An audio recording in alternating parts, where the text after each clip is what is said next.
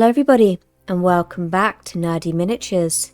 And in today's video, we continue with our battle board for our armies on parade.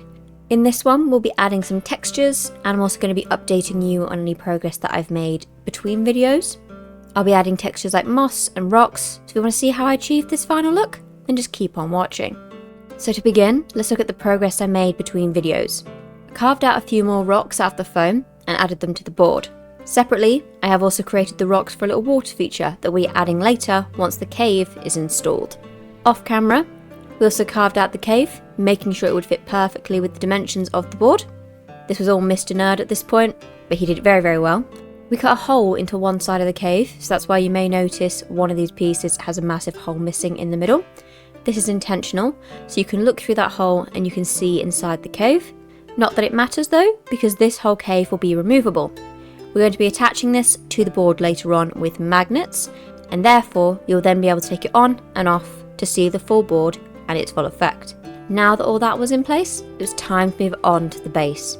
In a pot, I mixed a bonding PVA glue, usually used for plaster and stuff like that, but I wanted this PVA to be strong for what I was using it for. And off Amazon, I got a mix called Jarvis Countryside Scenics, and this is their dirt mixture. I added this to the PVA and created a thick mix, spreading it across the base using a plastic palette knife. In the end, I did do this in 3 sections, just because I wanted to see how much area I could cover, and it actually worked out really well. Only negative, because it's PVA, I had to wait 24 hours for it to set, and in the end, I did 3 coats of this.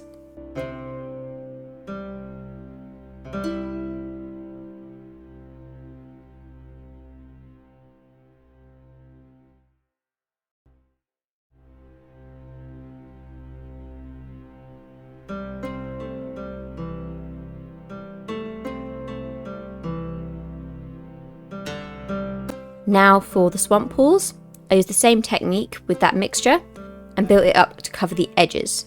Obviously you will see there are a few gaps here and there, but that is completely fine, because into these places I'll be adding small rocks, bark and tiny little shrivels of moss, just to make it look a little bit more overgrown and lived in, and also because I like the way that looks.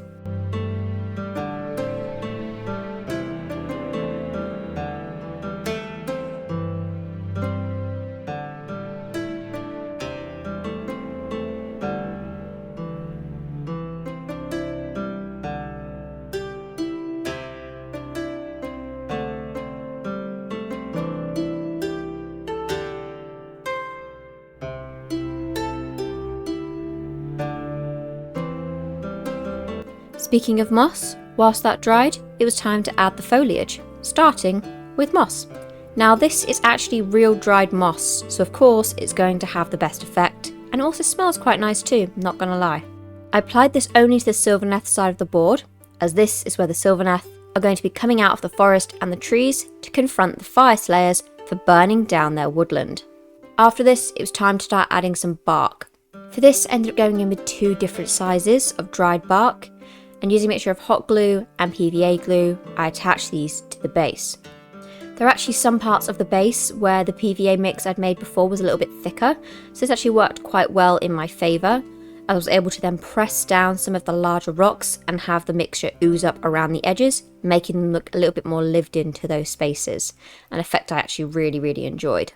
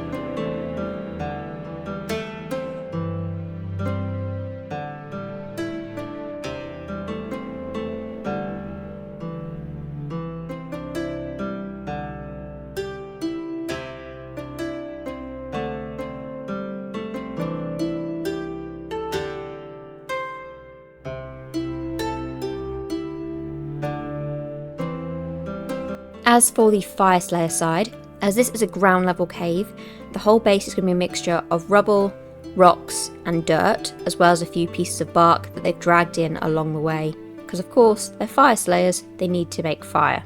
For them, I wanted this to appear in more of a scattered variant, so around the boulders that I placed in the last video, I did a little pile there, as well as a few more around the lava pool and a few here and there scattered about, along with a few big pieces just to make it look a little bit more lived in.